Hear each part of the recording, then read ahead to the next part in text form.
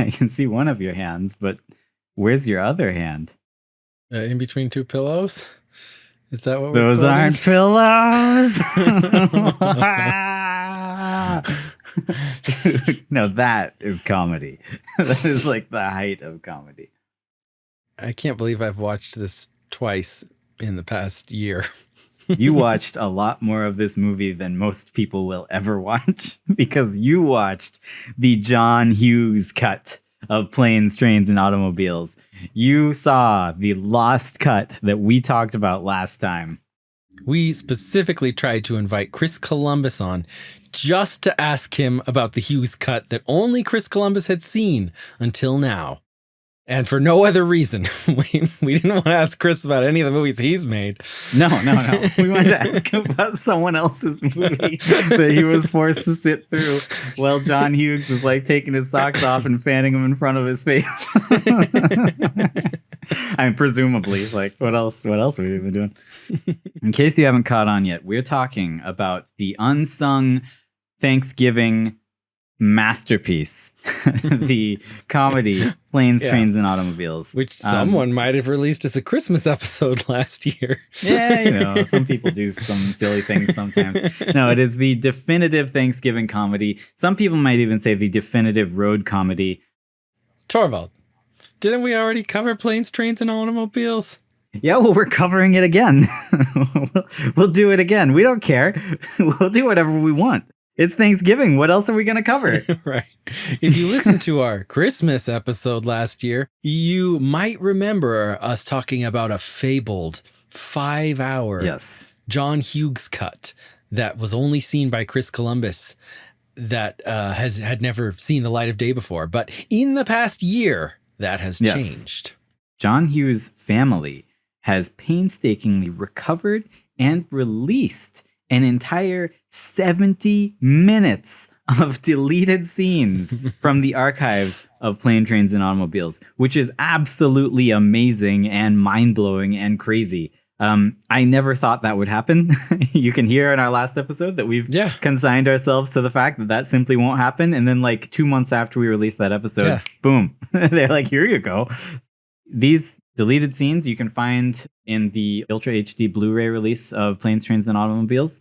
It's included as an extra DVD titled Lost Luggage. I highly encourage you to pick it up, even if you're just like a little interested, even if you just kind of chuckle at Planes, Trains, and Automobiles, just because I think it's like a crazy piece of cinema history. That there was like, to me, this is even crazier than the fact that the Justice League Snyder cut actually exists. Like, this is crazier than that. Because no one was asking for it. Right. Well, and John Hughes passed away years ago. Like, he's gone. Yeah. And like, that's why last year we said we'd never see it, because it's been 40 plus years. It's crazy. Why would we see it? I know. Like, why would this suddenly come out? It makes no sense, but it's here. I didn't know there was a John Hughes cut, and months later it came out. I know. like it's just because we talked about it. This legendary, they heard our mythical podcast. Thing. They listened to us. Sadly, I think there are some other louder voices that were actually talking about the John Hughes cut. I wish as that recently Paul as us. W.S. Anderson listened to our podcast so he would release the hell cut of Event Horizon. Isn't he dead? Paul W.S. Anderson? No. I thought he was dead. No, that's Wes Craven. I always get them confused. I don't know why. They're nothing alike. I know. It's just because they have W and S in their names, which is the dumbest reason to get someone to confused. I didn't even think about that. It's so stupid. It's like my brain is actually broken. There's no reason to get a man with the name Paul W.S. Anderson confused with Wes Craven. Wes Craven. Since this legendary lost footage has actually been released to the world, humongous thanks to the Hughes estate for digging this up and then just like releasing it freely. That's nuts. Well, not freely. Like, they must have put a lot of work into actually finding and digitizing all of these, presumably like ancient 70 millimeter film rolls. That's what it has to have been, right? Well, it's possible that maybe these film reels had already been digitized to video at some point. By who? Well, that was a practice back in the 80s that was stupid. Them. It was a terrible practice. Archivists hate it. Archivists hate this one trick. Whoa, this one simple trick to get your lost footage released 40 years later. Archivists hate it. No, it's back in the 80s. People, VHS Dude, that's was gonna just be coming really out. fun to animate when I animate this episode. that's gonna be really good. Sorry, go ahead. So, when VHS was coming out, people saw it as a superior format, and people will often say, "Oh, put it in the superior format and destroy the old format," right? Like, No, film reels take up a lot of space, but yeah, 70 millimeter or whatever it was filmed on, whatever film stock it was on, I mean, is far superior. 70 VHS. millimeters film is like literally like perfect resolution. It's analog resolution. It's you way can better focus than it as much as you want to Ultra focus HD. it. Yeah. I don't know if that's what happened here. I just noticed that it's in a different aspect ratio. So maybe, I don't know. So I took it upon myself to re-edit and put together the Hughes cut of Planes, Trains, and Automobiles. And I spent hours and hours compiling the original Hughes cut as close as we could possibly get, which comes in at a whopping 2 hours, 27 minutes, a full hour longer than the original, which was already pretty bulky for a comedy. So I'm pretty happy. I'm pretty proud of myself and pretty just thankful to the Hughes estate for making this possible. I put a lot of work into this episode. I created and viewed the Hughes cut. I read at least 2 different versions of the original scripts for the movie, which were changed before the Hughes cut was made. I read excerpts of I read as much as I could of the Canadian Mounted, a trivia guide to Planes, Trains, and Automobiles. But I also tracked down and read the original, actual Canadian Mounted erotic novel. Wow. Erotica, which also people didn't know existed for real was until it everything recently. Dell said it was? And more, yes. I watched multiple YouTube mini docs about the lost versions of this film. I listened to our original episode multiple times. I think I'm as ready as I can be. That's the best source. Well, I mean, yeah, it was like unabashedly so. So last time we talked about Planes, Trains, and Automobiles, there were a few things that we were unsure about. We had the theory that Dell... No, wait. You did one other you went above and beyond to research this because you bought the Planes, Trains, and Automobiles, the game, and we played it. That's true. No, I did. Yes. I bought Planes, Trains, and Automobiles, the game, and forced you to play it with me. The way that I forced you to do this was by cleverly disguising it as your birthday present. So you would feel obliged to play it with me. Because I love this movie so much. So when we call it the game, you might be confused. It's not a video game. It is a tabletop game. It's a card game kind of, except it comes with a shower curtain. Curtain ring. The rules are somewhat undefined, and it was like a little confusing. Every turn has different rules based on the cards that you have. I actually like the idea. It's an interesting idea. I can't say it was implemented well for this game. I think that they could have put a little more thought into it. And the worst part is the game, has nothing to do with Planes, Trains, and Automobiles. Yeah. The cards really would just say to do random things. They didn't gussy it up with a little flavor text at all. A little Magic the Gathering, a little flavor text to be like, this is what's happening. It could have at least had a quote at the bottom of each card that was like, those aren't pillows. On every card, those aren't pillows. I mean, that would have honestly been enough for me. I would have been better than nothing. Laughed myself silly about that. That would have been hilarious. Last time we talked about this movie, we had a theory that Dell was actually a demon, or he made a deal with the devil. Essentially, he was stalking U.S. highways and tormenting kind of lost people who were on their way home for the holidays. We didn't know why he was doing this. We were unsure if he was after Neil's soul or not. And we also didn't really pinpoint why he was targeting Neil in the first place. Well, he was after Kevin's mom's soul for sure. Maybe. I am now in a position to answer these questions. I can, having viewed the Hughes cut and read all these scripts and the Canadian mounted, 2 versions of the Canadian mounted, and having played the game, I can finally answer definitively, yes, Del was after Neil's soul, and I know why he was targeting Neil specifically. Del wanted to trade Neil's soul for the soul of his late wife so that he could be with her again. Del targeted Neil. I know. This is like an Orpheus deal. Mm-hmm. I assume Orpheus is like some sort of Morpheus orgy with machines. Yeah. Basically, yeah. Okay. Sorry, it has nothing to do with this episode. Just thought you'd mention it. Reminiscing. Del targeted Neil specifically because the devil wanted the soul of a fornicator. He wanted a cheating family man to lock into hell. Sounds like there's another theory going on here then. I hope he was cheating with Kevin Bacon. Okay, well, that's actually the first thing that I wanted to talk about. After we released the original Planes, Trains, and Automobiles episode, one of our fans reached out to us and gave us additional information that we weren't aware of. So we had some questions about Kevin Bacon's character, about what he was doing here, why Kevin Bacon would take a no dialogue cameo in a movie where all he does is like run and then get in a cab. There's a time to run. There's a time to get in a cab. There's a time to leap. One of our listeners, he goes by the handle Alan Murray 5963 on YouTube. He let us know that Kevin Bacon is the same character that he plays in another film, another John Hughes film called She's Having a Baby, which they were filming at around the same time as this. Which Neil's wife is watching. She's watching She's Having a Baby later in the movie. And I'm wondering, what does this imply if that movie exists in Planes, Trains, and Automobiles and Neil sees a character from that movie? And apparently, and I haven't seen She's Having a Baby yet, but Neil Page, Steve Martin, also has a small cameo in She's Having a Baby. Oh. I think this implies that Neil's soul is already, been targeted for deletion. I think that he is existing on the bounds of reality and unreality right now. He's wavering on the plane of inexistence.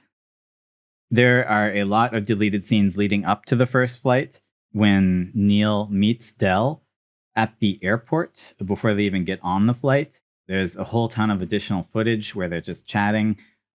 If you remember in the original film, Neil, he lets Del know that, hey, you stole my cab earlier. And Del's like, oh man, I feel terrible about that. I didn't even know. Let me make it up to you. I'll buy you a hot dog. How about a beer? In the extended cut, Del just keeps on going. And it actually is pretty funny. He just keeps on offering him things. He's like, how about a beer? How about 2 beers? How about a pretzel? How about he offers him sourdough bread. He's like, how about a loaf of sourdough bread? He always carries one with him. Right. And I thought it was hilarious because he's like, you probably already have some. I always carry some with me. And I'm like, what? And this, I think, is actually where John Candy really does shine. How could he even come up with a line like that? Why would you ever think to ever infer that someone else already has a loaf of sourdough bread at the airport and that you already have some? He is very gross and disgusting at the airport. He's like wolfing down a hot dog and flicks a piece of the hot dog across the entire room into a trash can, which was a great shot. He's not just wolfing down a hot dog, he's smoking. He's smoking as he wolfs down the hot dog. Yes. He is literally wolfing down mouthfuls of smoke. It's really gross. When he sits down with Del, there is a lot of additional footage of him talking with Del. Del just goes on and on and on about all kinds of random topics. It really gets through to you just how much of as Del puts it, how much of an annoying blabbermouth he is. The Hughes cut certainly makes Del a lot less redeemable and less likely that Neil would invite him into his house at the end, which was already unlikely. I know, he is just unstoppable in the Hughes cut. He is he is just a disgusting, unstoppable man. So after they get diverted, the airplane goes down. Neil has a conversation with his wife on the phone in the extended cut. She specifically accuses him of shacking up with strangers. And she says it in a way that implies that this is not something that she didn't expect. It's not like, what the heck are you doing? Why aren't you home? It's more like, really? You're not home? You're out there shacking up with strangers? Kind of like, again? Yeah. Del comes walking down the hall. You know, he wasn't even there during the conversation. He comes walking down the hall and immediately asks Neil, he's like, oh, a little trouble on the home front, eh? He couldn't have possibly heard the conversation. And even if he had heard Neil's side, it didn't really sound like they were fighting unless you heard Susan, Neil's wife. I think that maybe Del has a bit more information about their family situation than he's letting on. Oh. Then Del warns Neil, I'm coming for you because of what you've done. He says, you know, the finest line a man can walk is between success at work and success at home. I got a motto. Like your work, love your wife. I think it shows us a little bit about why Del targeted Neil. Well, Neil's wife is very quick to jump to adultery later on in the movie. Right, exactly. And that's, in the Hughes cut specifically. Yeah. And that's why I think this isn't her first rodeo, you know, like they've been here before. One thing that we discussed in the previous episode was the fact that Neil's wife seems kind of, in the theatrical version, she seems kind of like downplayed. Like she's really just not freaking out at all. She's kind of just nothing about this whole situation. Like she seems inconvenienced, but that's about it. I think it's interesting because in the Hughes cut, and even more so in the earlier screenplays, she was a major part of the story. It kind of shows why she's so muted in her response, because she had a response. They just removed it. But her mom, or is it Neil's mom? It's both. I'll talk about this. So I read the screenplays. In one screenplay, it's Neil's mom named Peg. In the next screenplay, it's Susan's mom named Peg. I know. So where did you hear that name? Yes. Their parents seem to kind of turn into each other as the screenplays progress. Well, whoever's mom she is, she's very defensive of Neil. And she quickly dismisses the charges of adultery. That's not happening. So, and that's why it was initially supposed to be Neil's mom, but then I think they realized, why would she be having like a heart-to-heart with Neil's mom in the middle of the night? They're like, it must be Susan's mom. And then and of course Neil's mom would defend Neil. Yes. As they leave the airport, there is a massive deleted scene with Doobie, the taxi driver, and Doobie's taxiola. The best content that the Hughes cut added for me. I loved it. Doobie is great. I already liked Doobie, but man, Doobie's take it away. Insane. Tell us all about it. What happens? Doobie's a maniac. So Doobie, he's nuts, dude. He's crazy. He drives a taxiola. Murderous man. He is like you theorized that Doobie was a demon, like one of these traveling demons, and I was like, yeah, maybe because Del knows him. Definitely. Doobie is a demonic man. He purposefully takes Neil on the scenic route instead of the fast route, presumably to charge him more money because it ends up costing over $100 because the meter turned over once. But in the Hughes cut, we learned that it's probably so he could take him somewhere quiet to murder him. To kill him, yes. He says so. Like you're not you're not even inferring this. He said it. And Del has to talk him down. It's really good. And Del really downplays it too. Like, okay, everyone just calm down. We're just gonna apologize. Now, Neil, you apologize for what? What did Neil say? He makes Neil apologize. Neil's just sitting in a taxi.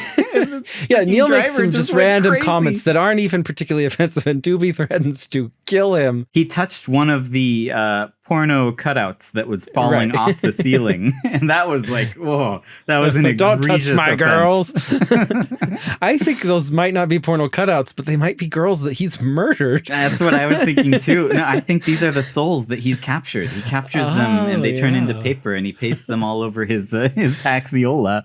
Right. Man. So Doobie's taxiola is nuts, but Doobie's a pretty good character. He apparently lost his virginity to a heifer. Right over there. Yeah, right over in that field. He takes them to his sister's house which is not his sister's house anymore. It's the house of some random guy that he doesn't know but has been stalking.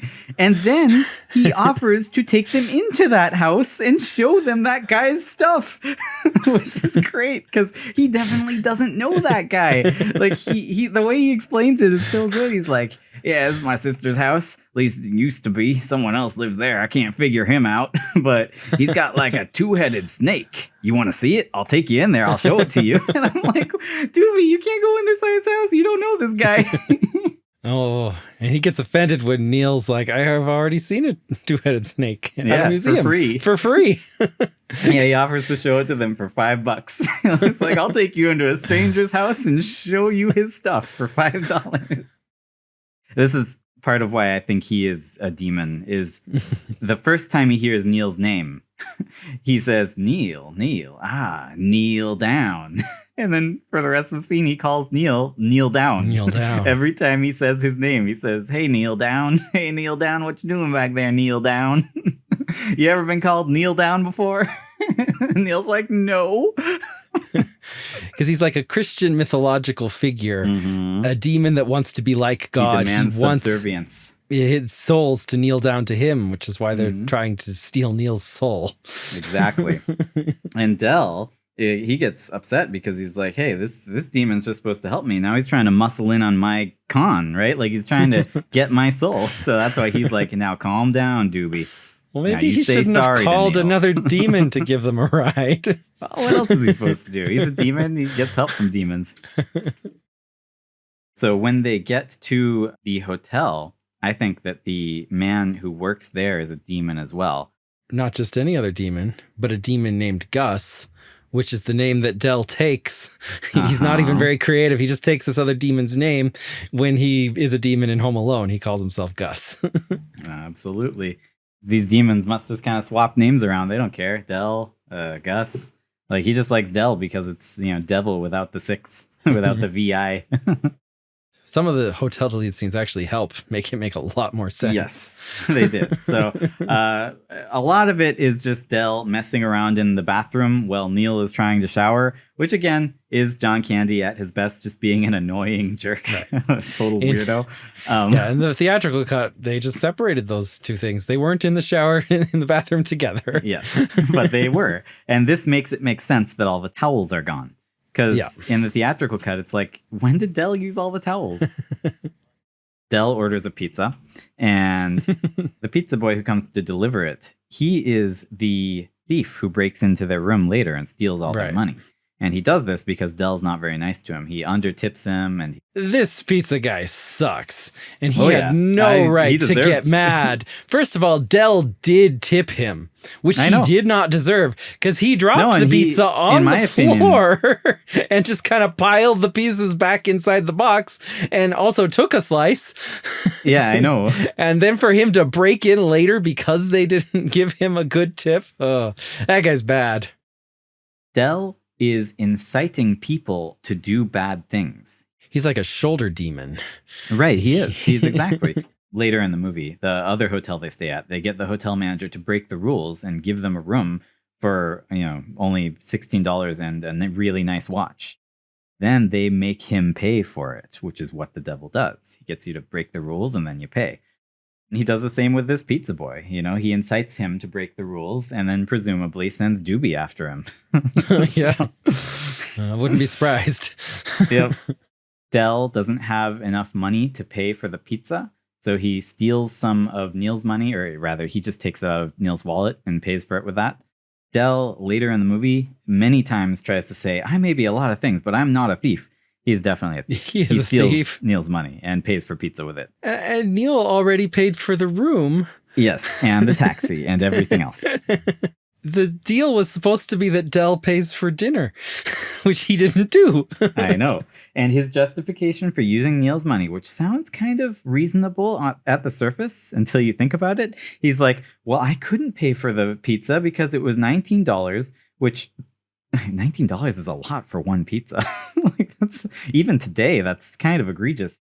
But this actually is a weird phenomenon that in the 80s and 90s, pizzas were expensive and they got less expensive as time went on. Oh, that's weird. Because I remember pizza, like having a pizza night when we lived in like California in the 90s, was at least $20 every single time. Yeah. Well, to be fair, Neil thinks that $19 is a lot for this pizza as well when Del tells him.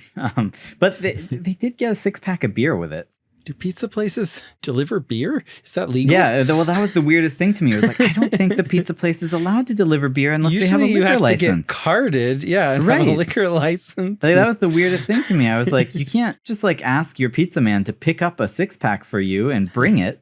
I mean, they're way out in the boonies. Maybe this place just doesn't care.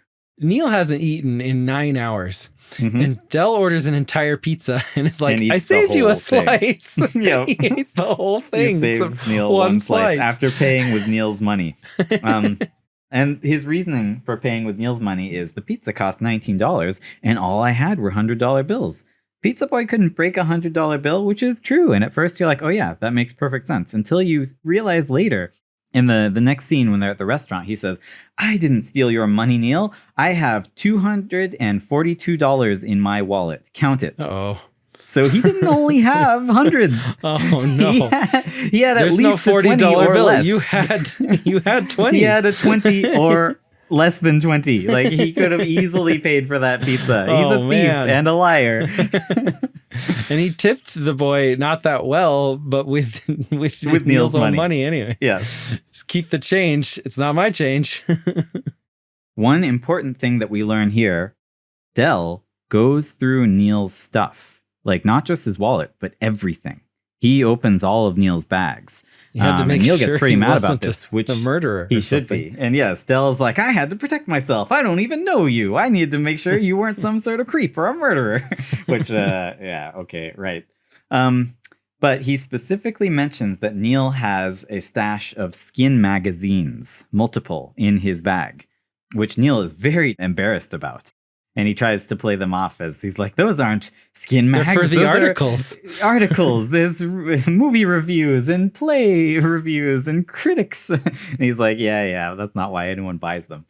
Just saying that maybe Neil isn't the faithful man he tries to paint himself as.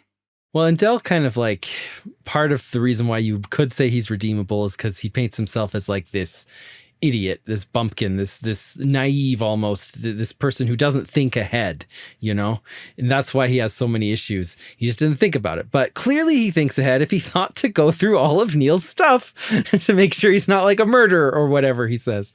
Like, absolutely, he was thinking ahead, and it's all just an act. I don't even think he was going through it to make sure that Neil wasn't a murderer. I think he was just like looking for stuff to steal. I don't know. I mean, looking for sins that Neil committed.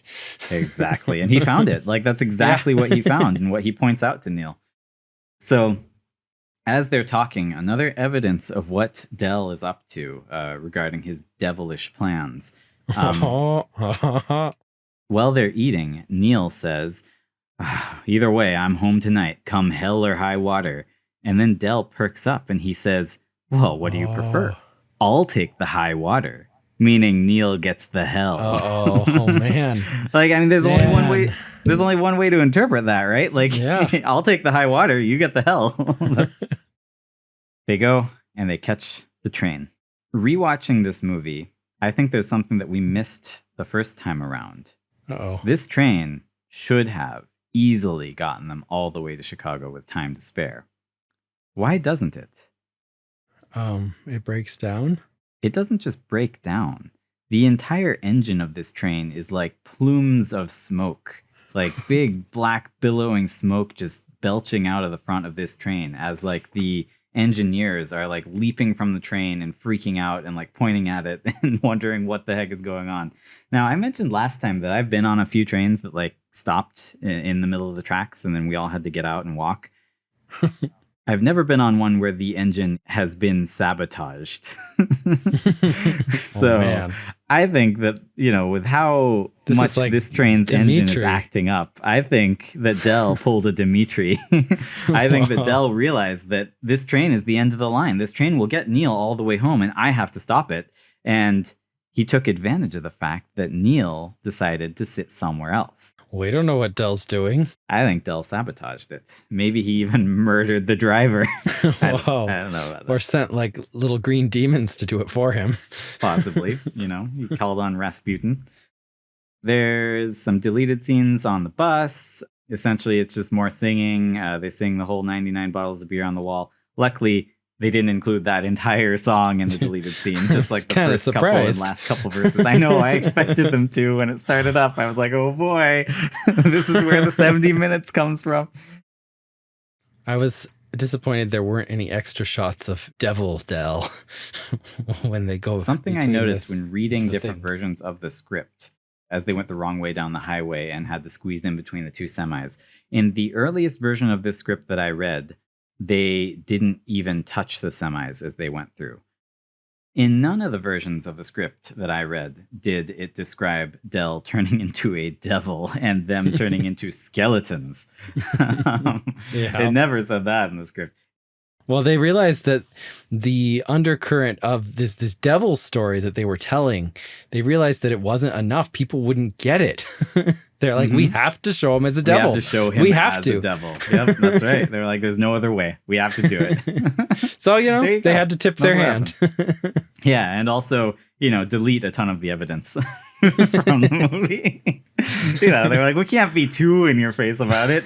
I mean, if you have the devil these scene, implications, we'll just show him as a devil. Then people will Well, once you have the devil scene, you don't need the rest. You've already done it. You got it. They squeeze between the semis. They get to the next hotel. They manage to get a room by trading his fancy watch. Del is in the snow, all alone, and he starts talking to himself. Or is he having a conversation with a lost soul? So Del is communicating with his dead wife. So Del is clearly lamenting his deal with the devil. And he says, I meet this guy, and what do? I smother the poor soul. Soul. Yeah. Oh, man. He says, I cause him more trouble than he has a right to. And then he thinks about the deal he made with the devil, and he says, God, I have a big mouth. Because he mouthed off to the devil. He wished for the ability to see his wife again. And he says, when am I ever going to wake up? Because, his life is like a living nightmare now. He's a demon. He hates it. He just wants to wake up. He says, I wish you were here with me right now, but I guess that's not going to happen. Not now, anyway.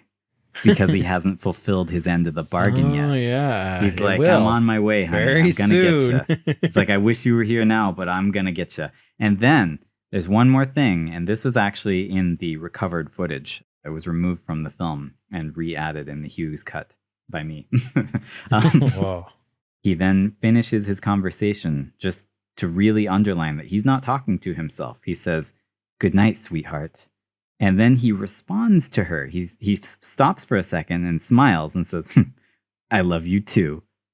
He heard her. He heard her voices, talking to him. He has the ability to converse with the lost soul of his wife. Yeah, either he's crazy or he's talking to a ghost. Maybe John Hughes thought that made him look a little too crazy, so he edited that part out where he's like, I love you too. Neil finally breaks down and says, oh, come in, Del, come on. And then it cuts to them kind of like partying in the room. Suddenly, in the extended scenes, Del's just sitting there and he's just sweating. And he's like, oh, it's hot in here. And Neil's like, no, it's not. And he's like, do you mind if I turn down the heat? And Neil's like, well, okay, but turn it back up after, when you go to bed. And I'm just like, oh, he's burning up and Neil's not, because he's already feeling the fires of hell because he's a demon. Yeah. Whoa. And then hell freezes over in the next scene, kind of. Yeah. I mean, Neil almost freezes over. Right. So because he turns the heater off and then goes and to the bed. Window's open. Well, yeah, and the window's open. The entire room is like frigid and full of like ice and snow when Neil wakes up. And Neil, in the extended version, wakes up with no clothes on, of course, because he slept in his underwear, and also with no blankets and no pillow.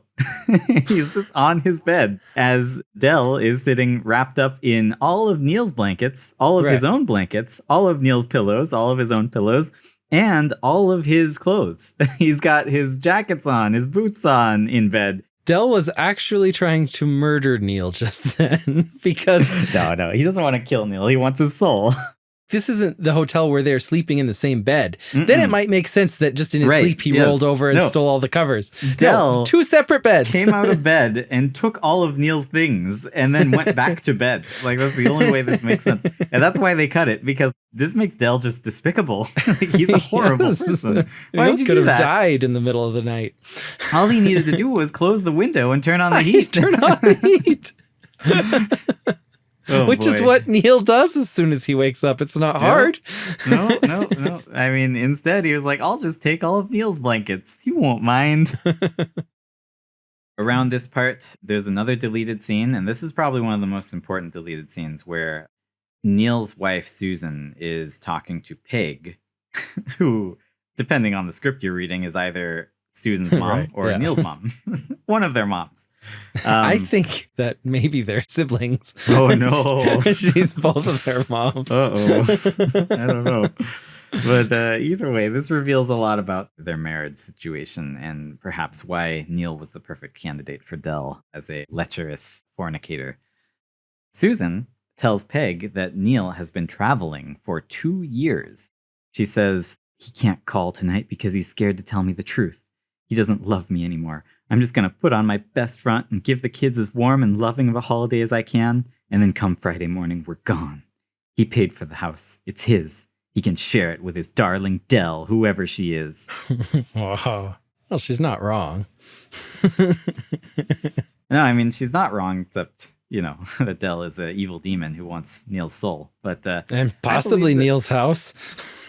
Oh, yeah, probably. Oh. I mean, he kind of gets it in the end. Yeah, I know. Invited in. Everyone knows once you invite a demon in, they get your house.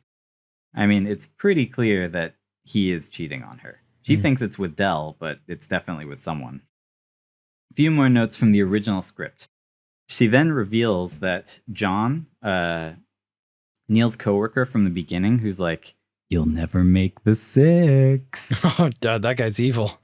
He got home last night, even though he left after Neil. So again, this makes Neil look very bad.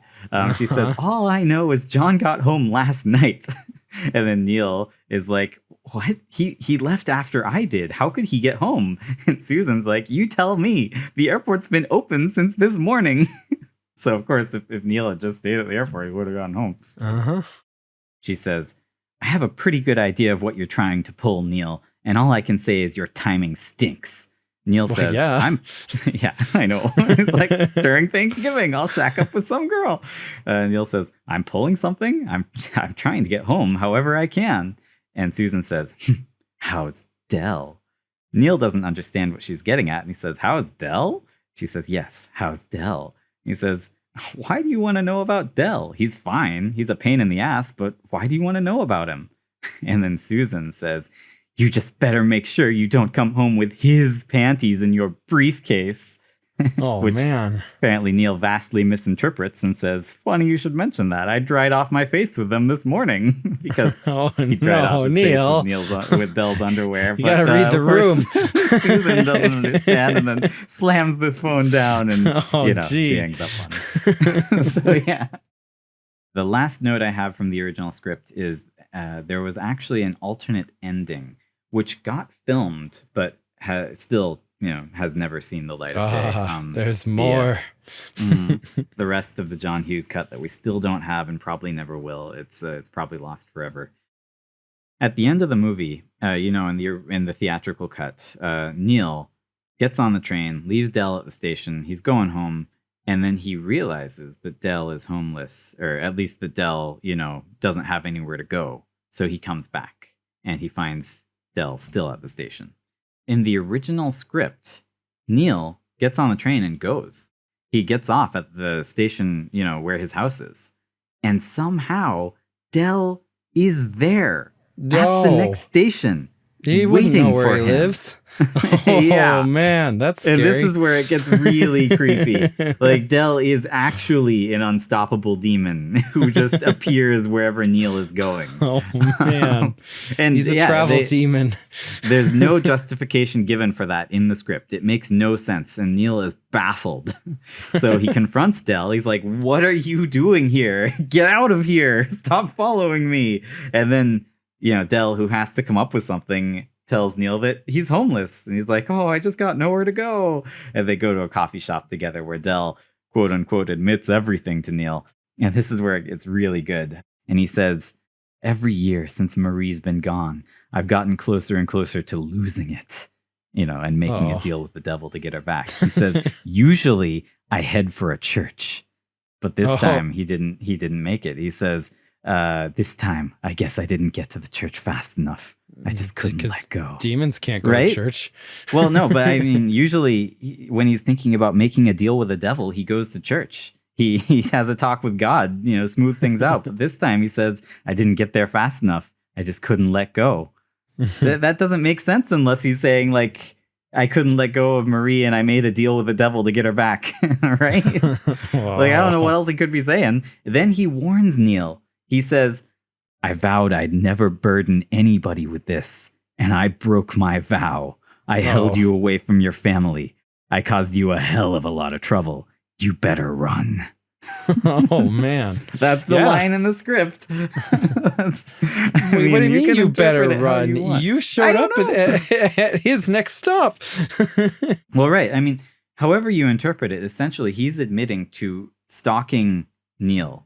And that he has horrible plans for Neil. And that he was intentionally keeping him away from his family. And he was intentionally keeping him from going home. So I take this as 100% proof positive. Del is a demon. He made a deal with the devil. He's trying to steal Neil's soul. He's trying to keep him from going home. And he did this because he misses his wife and he wants to get her back, which he can do because, the devil's going to give him her soul. Right. Okay. I think that Del would usually run to a church and make peace with God before turning to Lucifer for help, but this time he didn't make it. He broke down. He made a deal with the devil. Del was promised, the soul of his wife in return for the soul of a fornicator, and that's why he warns Neil, with his last breath. He says, "You better run." So there you go. So did he decide not to steal Neil's soul? That's why he warned him? Because they had become friends? I think he, feels horrible about what he's about to do. So he's like, "You better run." And then I'm about to. Well, after the credits roll, he steals a soul. There you go. Okay. All right. Well, I mean, either way, he does, because Neil brings him home. He brings him to his house, to his family, where he can have all their souls. Oh, no. Like, I don't know why you would bring this crazy stalker home. Like, you left him at a station and he showed up at the next one. He's clearly either he can teleport or he's got like money and finances to take a taxi and show up wherever you're going, and he knows where you're going. Like, something is wrong with this situation. Do not let this man come home with you. This is very, very weird. They should make a sequel called like Homes, Tombs, and Stolen Souls. Whoa, that'd be great. Where he's in their home and he steals their soul. Dude, if John Candy was still alive. I know. You can get John Goodman. And whoa, they're the same. They both named John. Dude, we got to do that for our Thanksgiving episode. You can have what's left. There's never anything left. Happy Thanksgiving. Probably the only good Family Guy joke I've heard. Peter, I'm holding Hooters. Okay, I have one more interesting note. The state trooper who pulled them over, so his name is Officer Cudner. In the screenplay, he rectally searched Neil, but not Del. But even more importantly, Officer Cudner is well known in his town for rectally searching people. Oh man. They're sitting in a restaurant or in a cafe talking about it, and Del says, "Well, Neil, you've hit rock bottom. Doesn't get much lower than having a state trooper shine a flashlight up your can." And they both hurry out of the coffee shop. The handful of patrons in the coffee shop turn and look at Neil. They've all overheard Del's remark. Neil smiles meekly. Then one of the patrons says, "So, you met our Sergeant Cudner, did you?" And the patrons burst into laughter as Neil shrinks in his seat. Well, how did have they all been rectally searched? Yeah, apparently everyone. He's taken everyone in. He's got to check all the rectums. I don't like this guy. Anyway, I read excerpts of the Canadian Mounted. There's a Reddit user who posted 2 years ago that he had recovered and restored this book. As Reddit user, Those Pretty Peepers, I'm assuming that he is the monster from Jeepers Creepers. Probably. He says, the book that he's reading was long believed to be a prop created for the film. However, it is not. It is called The Canadian Mounted by Mike Flowers. So I got a hold of Those Pretty Peepers on Reddit, and I asked him how he ended up coming across The Canadian Mounted. He said that he worked as a book designer, and he recognized the layout of The Canadian Mounted from a series of sleaze novels that were put out by Beeline Books. So he set up an alert on various book websites like Abe Books. And after waiting 2 years, he finally got an alert that there was a copy of Canadian Mounted for sale. So he bought it. He then scanned it. He had to restore it, make it look all nice again. And since it has fallen out of copyright, it was published under a pseudonym, and the company that published the book has been bankrupt for decades. Essentially, there's no way to establish any sort of copyright for this book. So he went ahead and uploaded what he had to a bookstore called Lulu, and now you can buy it there if you want. It's not even clear if this book actually ever got an official release. There might have just been like some working copies that got passed around, and John Candy, being from Canada, I guess would be more likely to come across a copy of an unpublished Canadian smut novel. I guess, I don't know. But anyway, yeah, John Candy apparently brought it with him from home to use as a prop on set, and I guess the rest is history. Thank you very much to Those Pretty Peepers for your work making available that book. Oh. That is everything I have for Planes, Trains, and Automobiles, though. And I am just happy to say that I have finally seen the John Hughes cut, which we thought we would never see. Take that, Chris Columbus. Yeah, Chris, we don't need you. Get out of here. Even if he wanted to come on our podcast, I'd turn him down. I'd be like, no. We've already seen the John Hughes cut. We don't want to talk about Gremlins or Harry Potter. Nah, definitely not. What do you think of the John Hughes cut? Is it good? Like, is it worth watching? Is it better than the original? Is it worse? If you like Planes, Trains, and Automobiles, then yeah, get the extended version. Watch all the deleted scenes. Maybe do like Torvald did and edit them yourself together into your own John Hughes cut. Oh boy, it's so rewarding. Now that is a resounding endorsement if I ever heard one. So go out and do it, guys. As far as the theory goes, I believe originally this was my theory. So. This was your theory. I took it over. Sorry. I'm not going to disagree with it, but I do think that it's good evidence what we found out, that specifically the alternate ending, so that there was stuff in the script that supports this theory quite a bit, and that the shot of him as a devil wasn't in the script. Those two things together, I think, prove it. That is like negative proof, but okay. Because they put the shot of the devil in, and then they didn't need the other stuff to get across this side story that they were clearly trying to tell. They really made it on the nose with the devil shot, so they didn't need the alternate ending, and they cut it out. There you go. But that alternate ending pretty much proves it. How else would he know where to go? Yeah. How would he know where Neil lives and how could he have gotten there first? And why is he telling Neil to run? It's so good, dude. I wish they still had that alternate ending. It's very good. Music for this episode was provided by Christine. If you like our podcast, rate, review, subscribe, and support us on Patreon. And happy Thanksgiving! Happy Thanksgiving, everybody. Turkey time. Gobble, gobble. Gobble, gobble. And in case you've forgotten, remember, the popcorn isn't real.